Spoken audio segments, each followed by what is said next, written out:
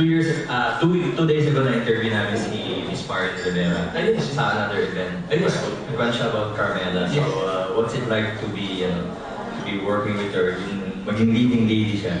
Of course, parang the way I see it, I started lang parang 3 years ago. I'm just really a beginner when it comes to this industry. So, given the chance na talagang makatrabaho si Yan in a soap, it's really an honor, a big privilege, and talagang sobrang laki na nitulong sa career ko, I should say.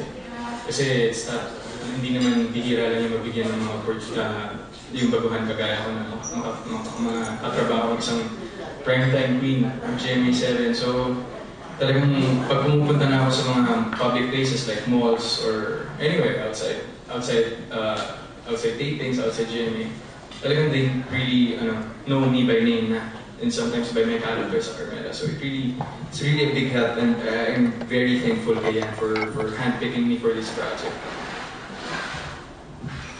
Siya pala namili sa'yo? Yes, opo. Hindi ka ba medyo ninervyos? Of course, yung pressure ko talaga kasi before sa lahat ng hindi kong actresses dito sa industry, si Yan yung isa sa mga talagang mag-experience yung starstruck feeling. So, mahirap. Kami din starstruck ako rin. Yes, so sobrang talagang pag andyan na siya sa harap mo, you don't know what to say. Totoo yan. Hindi mo alam kung paano ka sasabi. You can't look her in the eye. Pero, si Yan kasi once you get to know her, you really parang feel at ease with her. Since we're doing a lot of tapings now with Carmela, yung bonding, time together, parang became normal para sa akin. Parang wala nang awkward moments, wala nang walls, wala nang inhibitions. So, siguro naman po yung mga nakanood ng Carmela, nakikita nila yung connection ng character ni Yago with Carmela. So, yun po, parang she really helped me a lot when it comes to being at ease, being comfortable with everything that I'm doing with her.